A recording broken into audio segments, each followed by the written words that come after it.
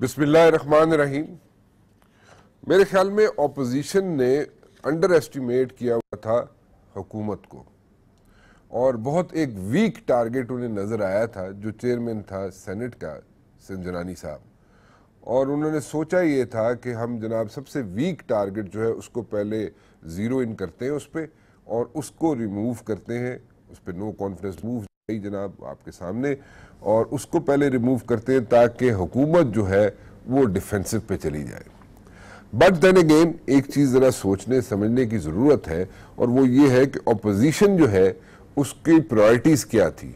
उनकी प्रायोरिटीज़ ये नहीं होनी चाहिए थी अपोजिशन की कि इस वक्त जनाब प्राइस हाइक है, इस वक्त जनाब कीमतें बढ़ रही हैं, उस पर कॉन्सेंट्रेट करते, उस पर फोकस करते, इंस्टेड कि चेयरमैन सेनेट जो है संजनानी जो है जिसको वो खुद लेके आए और आज उसको हटाने के चक्कर में पड़ गए वो क्यों?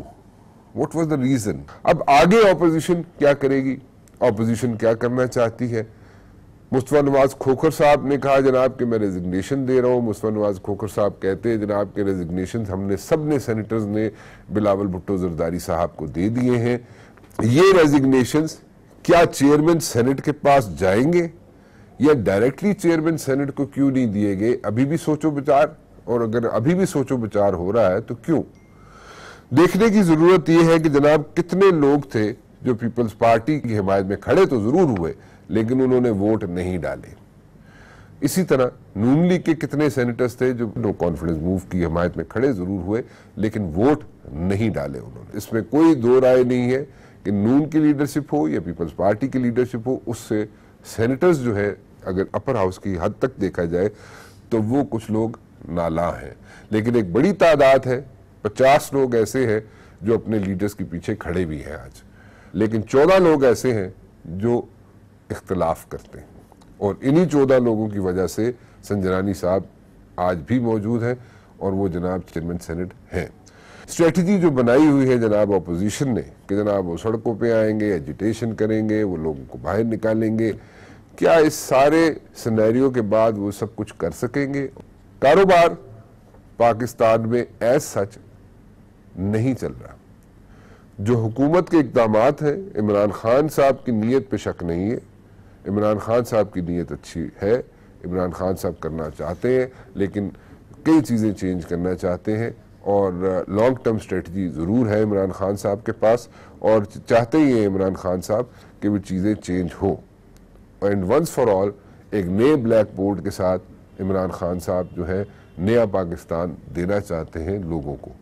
लेकिन क्या लोगों के पास इतनी सब्र है, लोग इतना सब्र कर सकेंगे? क्योंकि लॉन्ग टर्म स्ट्रेटजी है, शॉर्ट टर्म और मिड टर्म स्ट्रेटजी हुकूमत के पास क्या है वो भी मैं जानना चाहूँगा, क्योंकि लोग जो हैं वो कुछ नाला है क्योंकि प्राइस हाइक इतनी हो गई है और यहाँ पे जनाब कुव्वत खरीद जो है वो कम होती जा रही है और लोग इस चीज़ से नाला ज़रूर है। अगर मैं कहूँ कि सख्त नाराज़ हैं तो गलत नहीं होगा।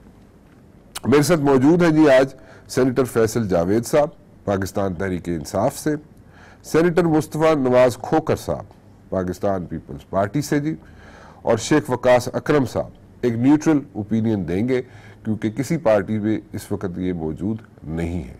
आप सबका बहुत बहुत शुक्रिया जी, आप लोग तशरीफ लाए। मुस्तफा साहब, रेजिग्नेशन आपने बिलावल साहब को दिए, चेयरमैन सेनेट को क्यों नहीं दिए? वो भी दे देंगे जी, कब? वो भी दे देंगे, लेकिन अभी फिलहाल ऑपोजिशन ने कम अज कम पीपल्स पार्टी ने ये फैसला किया है।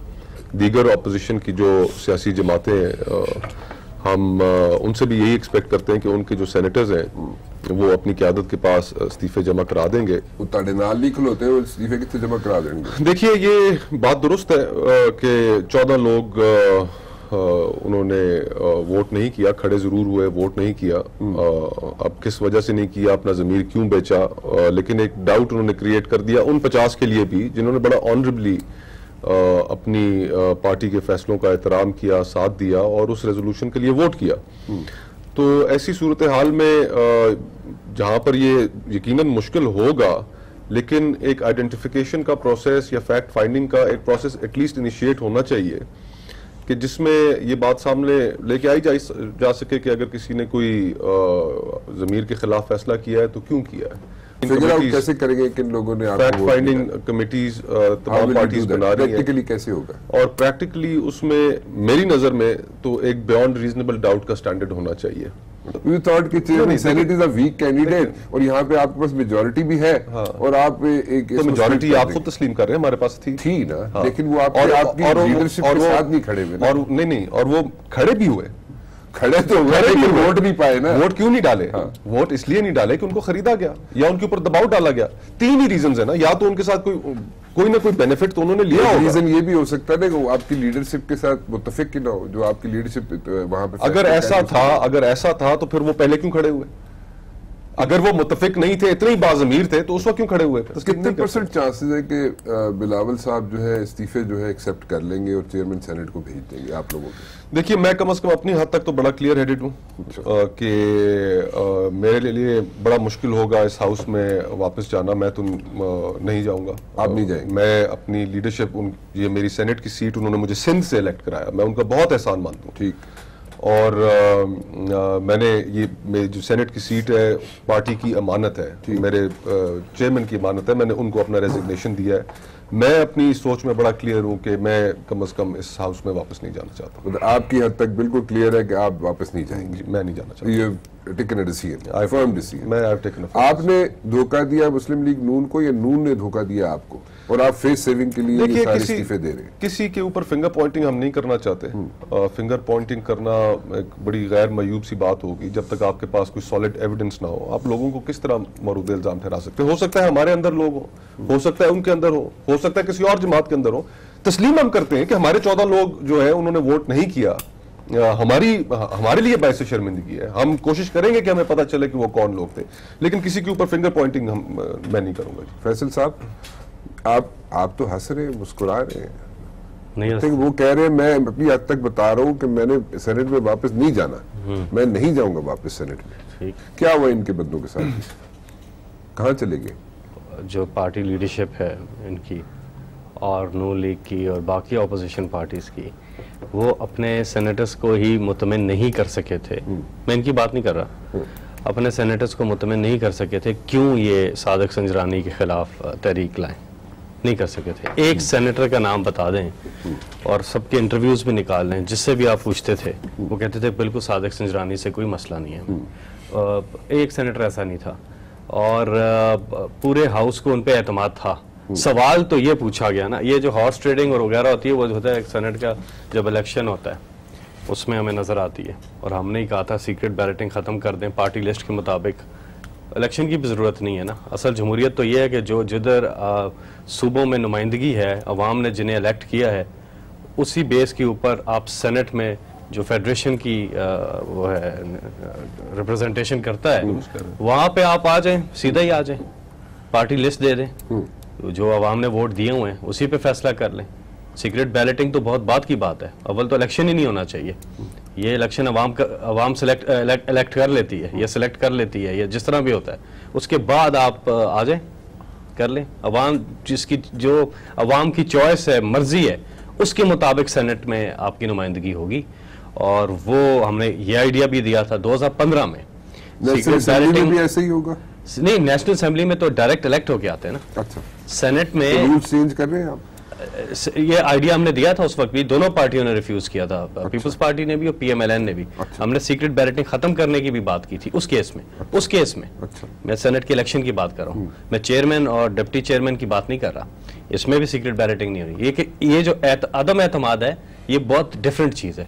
ये दो खानदान जो पार्टियों पे काबिज हैं, हर अपनी मर्जी के फैसले कराते हैं। अब सेनेटर साहिबान कुछ ने ये फैसला किया, इनफ इज इनफ। शेख साहब, डू यू बाय दिस? एक तो मुझे ये समझा दें कि मुस्तफा साहब कह रहे हैं कि हम फिगर आउट करेंगे, कोशिश करेंगे कि किन लोगों ने बिट्रे किया, उन लोगों को ये कर सकेंगे figure out, number 1। Number 2, Sanjrani साहब का मैंने खुद प्रेडिक्ट किया था, अभी वोटिंग मेरे ख्याल में शुरू भी नहीं हुई थी, तो मैंने प्रेडिक्ट किया था कि वो is going to stay, is not going anywhere. देखिए, पहली बात तो ये है, मैं स्टार्ट आपके सवाल से नहीं करूँगा। अच्छा, मैं तो पहले अपने भाई से इस इख्तलाफ के साथ मुस्तफ़ा से, अच्छा, ये कह रहे हैं कि हमने रिज़ाइन कर दिया है, बाकी भी पीपल्स पार्टी के सेनेटर्स ने शायद इस्तीफे जो हैं वो जमा करा दिए। Why does he want to do that? Why do they want to resign? मैं ये समझता हूँ कि अगर ये समझते भी हैं कि 64 में से 14 ऐसे लोग थे जिन्होंने पार्टी लाइंस को फॉलो नहीं किया, जो स्पाइनलेस थे इस हद तक कि वो खड़े तो हो गए जिस वक्त शो हुए, मगर जिस वक्त सीक्रेट बैलेटिंग हुई वो बेचारे इस जोगे नहीं थे। आई वुड से स्पाइनलेस थे। ऑनरेबल डिसऑनरेबल में मैं नहीं जाता, ये एक बड़ी ये बहुत वो है, उसमें हम क्यों किसी का ऑनर डिग्निटी के ऊपर बात करें। बट मैं ये कहूंगा कि जब बंदा अवाम के सामने और लीडरान के सामने खड़ा हो जाए और अंदर कमरे में जाके अपनी बात पे खड़ा ना हो सके तो फिर वो स्पाइनलेस ही होता है, कर छड़ दी उर्दू। अच्छा, नंबर 1, तो अगर 14 आदमी ऐसे हैं तो मेरे ये जो अजीज हैं 50 जो पीछे बच गए हैं, shouldn't they fight these people out rather than surrendering themselves? वैसे पॉइंट तो है, मतलब आप एक नौजवान लोग हैं, आप सेनेट में इन 14 लोगों की वजह से नहीं आए हैं। अगर उन्होंने कोई ऐसी जैसे कि फैसल भाई ने कहा अगर कोई डिसऑनरेबल चीज कर दी है तो उससे आपका ऑनर तो मुतासिर नहीं हुआ, बल्कि एक ऐसी सिचुएशन में आप तो ज्यादा ऑनरेबल लोग हैं। तो मैं ये समझता हूं कि आप लोगों को चाहिए कि ऐसे एलिमेंट्स को फाइट आउट करें अपनी पार्टी लाइंस के मुताबिक, मगर आप सरेंडर ना करें। मुझे नहीं पता, अगर किसी ने पैसे लिए हैं तो वो पंजाबी में कहते हैं साइयों को पता होता है किसने लिया। अगर किसी की आर्म ट्विस्टिंग की तो वो भी साइयों को पता है किसकी हो सकती है। आपके एक प्रोग्राम में इस इलेक्शन से पहले हमने कुछ एक ऐसा तबसरा किया था कि 1-2 पीपल्स पार्टी से जाएंगे और 7-8 नून लीग के चले जाएंगे। ये ऑलरेडी मेरे ज़हन में था। अच्छा, क्योंकि कुछ लोग ऐसे थे ना जिनका एक हिस्टोरिकली जिनको हम जानते हैं जाती तौर पे, मसलन मैं 1-2 सेनेटर्स को जानता हूं और अब ये आप दोनों मेरे भाई सेनेट के मेंबर हैं, जो कि माजी में जिस वक्त मुस्लिम लीग काफ की हुकूमत थी, एक सेनेटर साहिबा तो मेरे सामने चौधरी शुजात के पास आके बैठी, उनसे पैसे मांग रही थी कि मुझे कुछ MP खरीदने हैं बलोचिस्तान से, तो आप मेरी को हेल्प करें।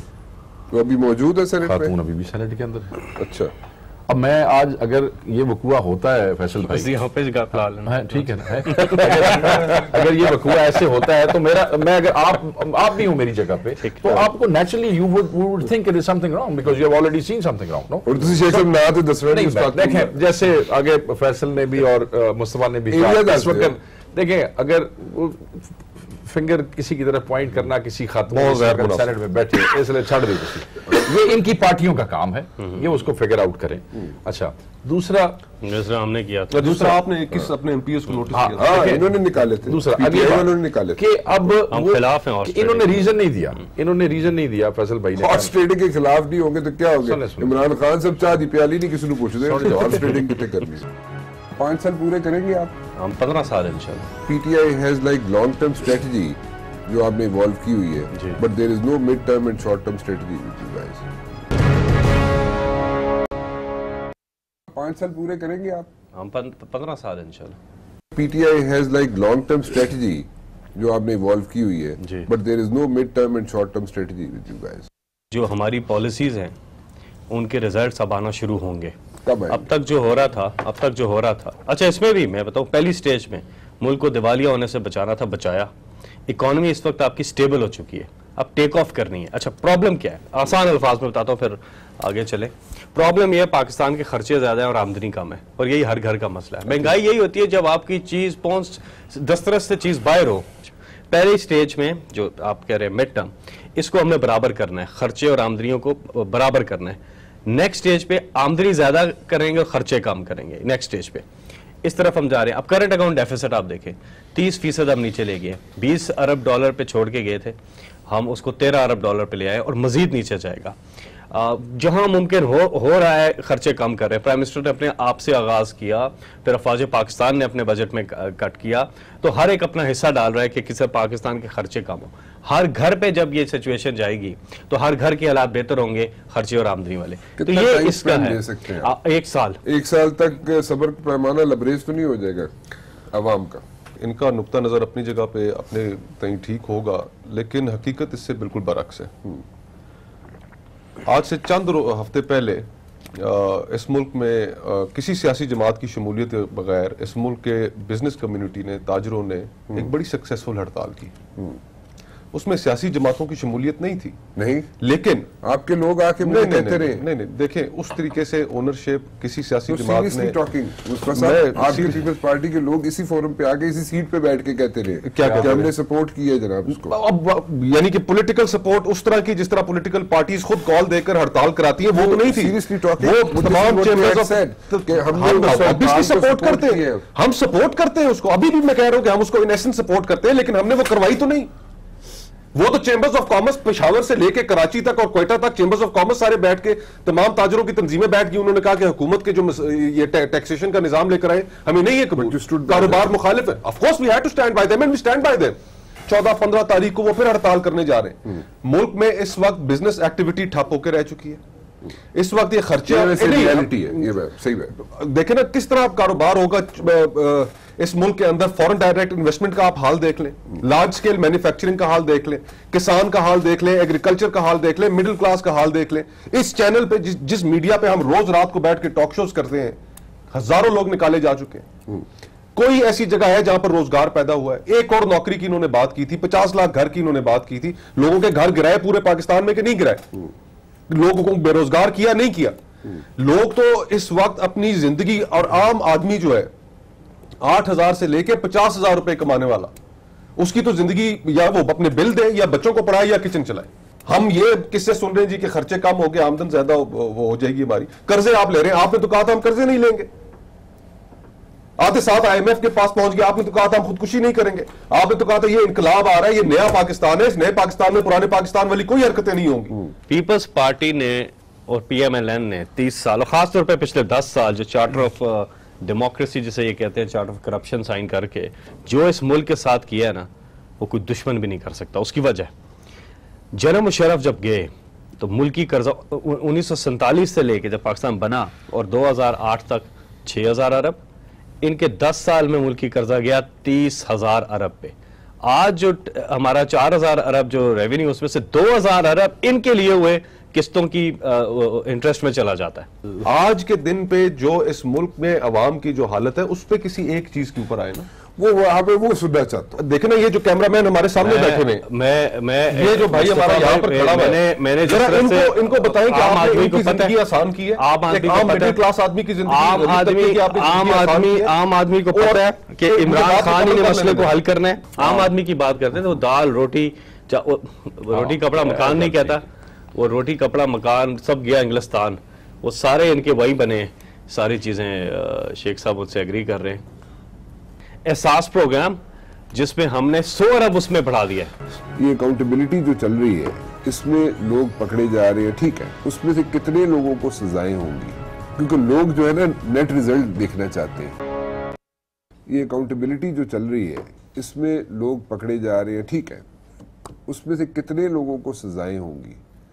क्योंकि लोग जो है ना नेट रिजल्ट देखना चाहते हैं। सेकेंडली, कुछ लोग ऐसे बैठे हुए PTI के अंदर, उनको क्यों नहीं कहा जाता? आपने कहा आपने पास्ट में ऐसा किया है, अभी आप क्यों नहीं कहते उनको जाके वो इन्वेस्टिगेशंस फेस करें नैब की, और वो जाके अब जो भी हीट फेस करनी है करके तो वापस आ जाए। If they get a clean chit वापस आ जाए आपके पास, नहीं तो वो जाके जाए फिर वो वहाँ पे रगड़ा खाए।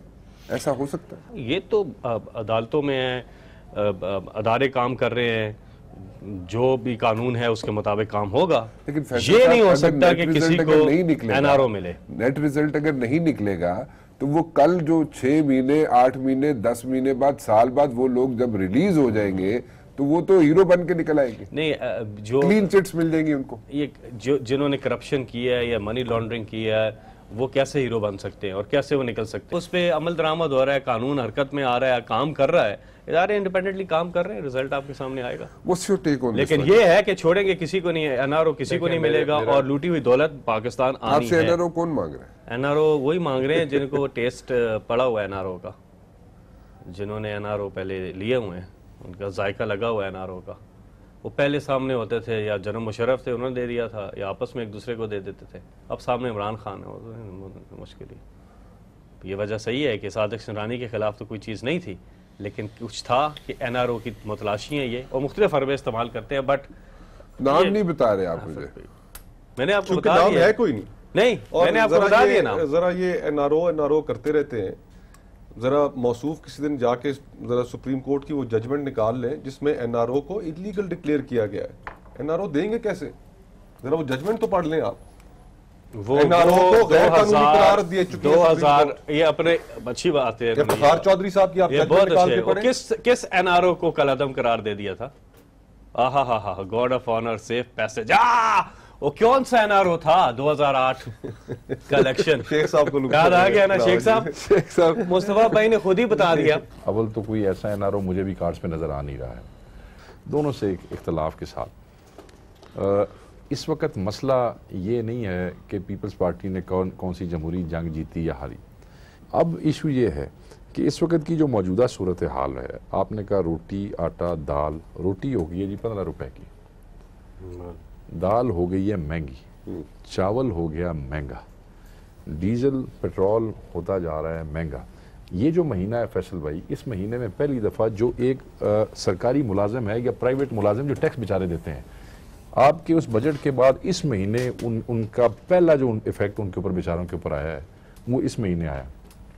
कारोबार बंद हो रहे हैं। क्यों बंद हो रहे हैं? क्योंकि मैं जो इकदाम किए जा रहे हैं उनके बिल्कुल खिलाफ नहीं हूँ, लेट मी टेल यू। मगर इशू क्या है, वो जी डोज उसी मरीज ਨੂੰ देनी सी ना एक साल, वही बात रिपीट हो रही है ना शेख साहब के कठिन रास्ता है। हाँ, और आगे जो टीका कहते हैं ना एंटीबायोटिक है, ये 7 दिन लेनी है। एक तो ये 15 जो है ना, एक मिनट चले ठीक। तो आपने वो टीके 7 दिन में जो लगाने थे ना, वो टीके तुसी इकोनॉमी में ला छड़ा पहले दिन ही, क्योंकि आप चाहते हैं कि मरीज को स्टीरॉइड्स लगाएं, कार्टिसोन्स लगाएं और वो उठ के खड़ा हो जाए। अब वो जो ओवरडोज है उससे मरीज के मरने का खतरा है। If people won't have taxable income, you will not be able to tax them.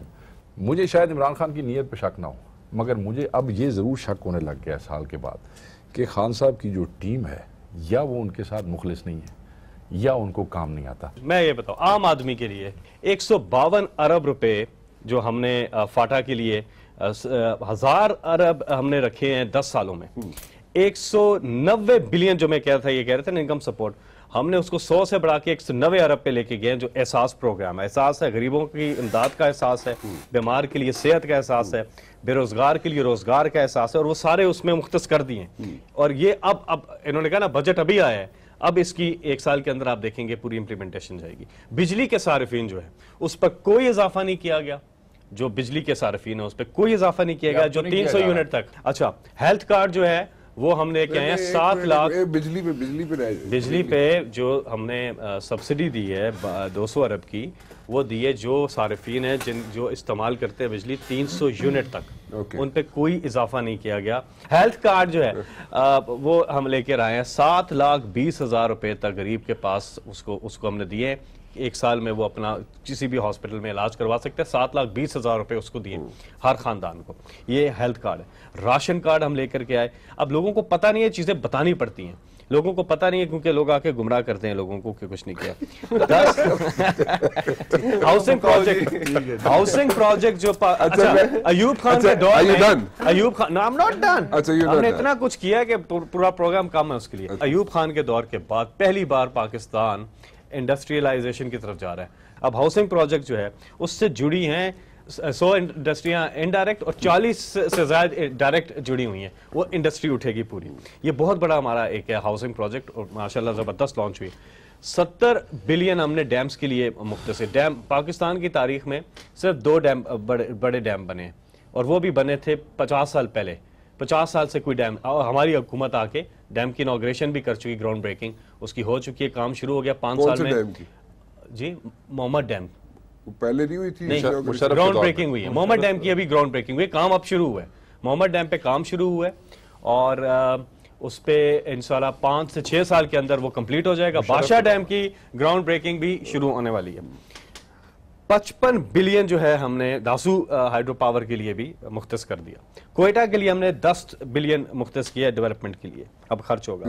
Karachi के लिए हमने 45 बिलियन किया। 9 बड़े साल में होंगे। 1 साल सर, 1 साल सर, यानी मुख्तसरन मुल्क में दूध और शहद की नहरें बह रही हैं। नहीं वो आपके दौर में बह रही थी। अच्छा कराची जो है कामयाबी नहीं वो आपके दौर में बह रही हैं, अभी भी वो सारे महल में बह रही हैं। अच्छा कराची जो है खत्म हो गया, वो 10 दोनों में कराची जो है अच्छा उसमें नहीं पहले कहते हैं साडा है ही नहीं, वो आए उस बिक गया, बिक के उसके पैसे कहीं से कहीं चले गए, वो इंग्लैंड में भी नहीं है। आगे चले। अच्छा ठीक। नौजवानों के लिए कामयाब नौजवान जो प्रोग्राम है, फिर आम आदमी की बात है 100 बिलियन की। You done? ठीक है। No I am not done. एक मिनट ना, जवाब तो लेने दियो ना, जवाब तो लेने दियो ना। Do you agree with Mustafa साहब जो इलेक्ट्रिसिटी की बात कर रहे हैं ये, ठीक है, उस पे आप एग्री करते हैं? और दूसरा इंडस्ट्रियलाइजेशन की बात करें, उस पे आप एग्री करते हैं जो ये रिलीफ दे रहे हैं? मेरे भाई ने कहा मुल्क के अंदर कोई चीज बेहतर होती है वो नून के दौर में होती है, पीपल्स पार्टी के दौर में होती है, इनके दौर में होती है, वो मुल्क की बेहतरी है। आज अगर इनसे कोई अच्छा काम होता है तो हम उसकी तारीफ करेंगे। पाकिस्तान की बेहतरी के लिए कोई काम होता है, एक साल में किसी चीज की तारीफ की है आपने? मैंने बिल्कुल की है, क्योंकि मुझे सिर्फ एक चीज नजर आई। कौन सी? इनकी टूरिज्म पॉलिसी। अच्छा, आप मुझे 2-3 सवालों का जवाब दे दें। इंटरेस्ट रेट इस वक्त किस जगह पे खड़ा है जी? हाँ जी दसो जी फैसल साहब, इंटरेस्ट रेट कितने होता है? देखें वो तो एसपीपी की बात करें, वो वेरी करता है, और जिस तरह इकोनॉमी जो है जिधर मैं आम आदमी पे जब रहते तो आम आदमी पे इंटरेस्ट रेट बता दो, अपनी बात तो कंप्लीट कर लेना। फिर रहना नहीं, why should I answer this question? No answer करें। अच्छा चल, ही डजंट नो। एक minute let him complete. 13% interest rate है, यानी कि कोई भी कारोबार अगर कर्जा हासिल करेगा इंडस्ट्री लगाने के लिए, मिल लगाने के लिए, फैक्ट्री लगाने के लिए, तो इस वक्त कर्जे का जो रेट है जो स्टेट बैंक का है वो तो 13% है, और जो उसको बैंक कर्जा देगा वो तकरीबन उसको 19 से 20% पे देगा। क्यों जी शेख साहब, आप खुद कारोबारी आदमी हैं। अब 20% कर्जे पे, 20% इंटरेस्ट रेट पे, सूद पे कौन सा कारोबार चलेगा? कौन सी नई इंडस्ट्री लगेगी? यानी कि उसको कम से कम 25 से 30% कमाना होगा तो जाके वो 20% सूद अदा करेगा। मेरे भाई ने टैक्स कलेक्शन की बात की, आपका तो बयानिया था कि ईमानदार वजीर आजम होगा इस मुल्क में, आप देखेंगे कैसे लोग टैक्सेस देंगे।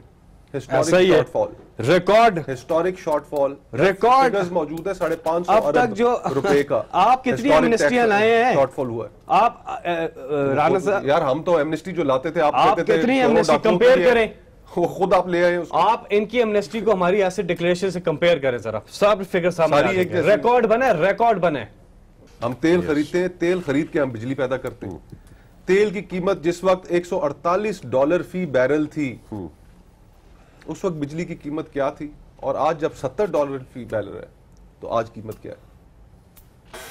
300 यूनिट, जरा ये बता भी तो दें। एक सेकंड, जिस जगह आप जाए, मैं वही 5 साल, आपके 5 साल जो है बैरल शैरल आगे पीछे ना करें, ये मैं आपको बताता हूँ। 2008 में पाकिस्तान किधर था और 2013 में किधर था, और 2018 में, यानी कि 10 साल इनके डाल लें आप। 25 अरब डॉलर के एक्सपोर्ट्स हम छोड़ के गए 2013 में। असद उमर साहब ऑन रिकॉर्ड है, कौमी असेंबली के अंदर खड़े हुए कहते हैं कि मैं ये चाहूंगा कि हम अपनी एक्सपोर्ट्स को वापस वही लेकर आए जहां पर पाकिस्तान पीपल्स पार्टी छोड़ के गई। नून ने तो तबाही निकाल दी। एक सेकंड, क्या वजह है? 10 साल में आम आदमी देखता है कि ये 2 खानदान तो अमीर हुए, शरीफ खानदान और जरदारी खानदान तो अमीर हुए, इनकी ओमनियां ऊपर गई, इनकी टीटियां ऊपर गई, बैरून मुल्क जदादें ऊपर गई, आम आदमी नीचे गया। आधी से ज्यादा आबादी गुर्बत की लाइन के नीचे चली गई है। सिंध में 70% आबादी गुर्बत की लाइन के नीचे चली गई है। आम आदमी के हालात बुरे, आपके अच्छे हुए, आपकी इंडस्ट्रियां लगी हैं, प्रॉपर्टीज बनी, ये सब कुछ हुआ है।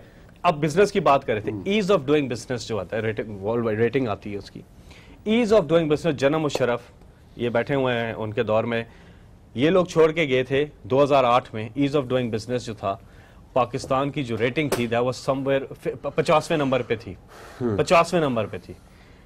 और ये चार्टर ऑफ करप्शन वाले इसको लेकर गए हैं, 100 दर्जे इन्होंने उसको तनज़्ज़ुली में लेके गए हैं, 147 पे पहुंचा दी ईज ऑफ डूइंग बिजनेस। अब हमने 10 दर्जे इसको इंप्रूव किया और मजीद इंप्रूव हड़तालों पे जा रहे हैं। सारे लोग हड़तालों पे फिर क्यों जा रहे हैं? उस पे सारा कारोबारी अभी वो आपने उसका जवाब आपने दे दिया था, वो पीछे से धक्का स्टार्ट, मंदे नहीं, धक्का स्टार्ट है।